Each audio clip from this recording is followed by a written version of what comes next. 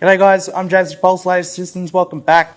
Today we're going to be showing you the operation of the fiber laser cleaner against some heavily rusted steel that I've treated before. So one section we got completely untreated, left out in the garden, not even going to bother cleaning it. Then on the side is just me giving it a quick brush with a steel wire brush and then thoroughly cleaning it with a wire brush. And we got some extra bits and bobs there that we can play around with. So to turn the machine on, it's rather simple. Turn this clockwise and it will pop out and the screen will turn on. Once the screen's on, the chiller will activate, turning itself on. Push the lesser red button till it's red. That turns the power source on. By pushing this screen here, you can hear the argon gas blowing. Now we do recommend using compressed air when doing this, but for the purpose of the demonstration we're using argon. So what you do is you come to system settings, just turn your safe wire off, get your gun, and you can press the button on the top here. LED is also an indicator stating that the machine is on. You open the door, now you're ready to go. Make sure you're wearing your proper PPE, which is your laser graded glasses or welder's hoods. Don't go using oxy glasses or welding helmets. They don't block out the radiation UV that laser emits. What you want to do is you want to stand roughly 800 mil, almost a full meter away from the material. All you do is press the button and you're ready to rock and roll. You got a little dot that you can see on the material. That is your guide laser. And then when you're ready to go,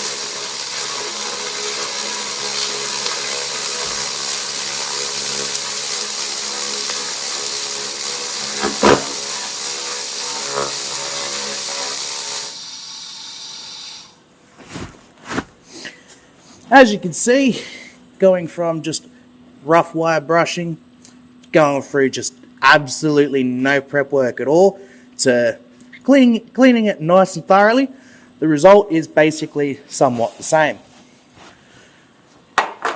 So before we go into that, just make sure you close your door, so that way no contaminants get on the inside. Hang your gun up.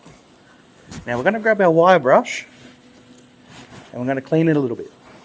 So we're going to brush all this off, all that loose stuff, and then we're going to... So you can see the final results. So you can see if you've done no work at all, you can see it's just basically blitzed through all of it. You can see there's a little bit of rust still there. In that point, you'll just go over it again. Barely any prep work, it's just me just brushing it off like this. It's just blitzed straight through that, and then just going in it very, very thoroughly. You can see it's just burnt straight through it, bringing it to nice polished material. Now that was basically almost max power. That was 3000 watts, 70 hertz, and the beam was only 50 mil. You can bring the power down if you really wanted to, depending on how much heat you want to transfer into your material. So let's say we only wanted to do 1000 watts, you can go down. Your wobble frequency is determined by these numbers. The lower the number, the slower that beam is going to move backwards and forwards. The lower the number, the more heat you're putting into your job. The higher the number, the less heat, the better the finish is going to be. And then the width can go from 0 mil up to 240 mil. So if you want to do 240 mil, and let's go 45 hertz at 1500 watts, so good 50-50. Put our wire brush down, wear our glasses, open our little hood,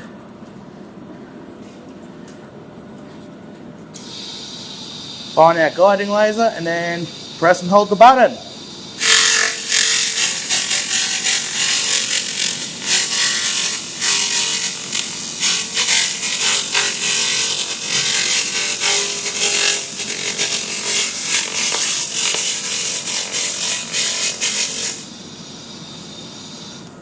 And just like that, that's 240 mil worth of cleaning surface area. And that's only at half the power. If I wanted to go even hotter, I can crank the machine up to its maximum at 3000 watts. I can bring this down to 25 hertz. So that beam is moving left to right across a 240 mil width 25 times a second. So it's going to be very slow and very hot. So, same thing, we turn our beam on, find our little guiding laser, press and hold the button.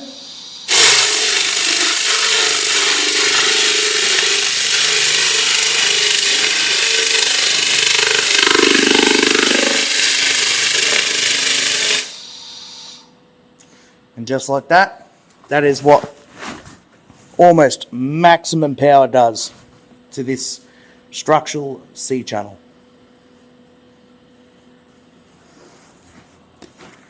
As always, when you finish, close your door, put your glasses or hood in a safe area. Don't leave them on the ground because they will get dirty, they will get damaged. Make sure you treat it as if it was your own gear. Other than that, that's how you use the machine, that's how you operate it safely, and that's just demonstrating the different use cases of a 50mm beam going through different stages of contamination and the different stages of your 240mm beam at half the power compared to max power. I'm James from Pulse Laser Systems. Good seeing you again, and we'll see you next time.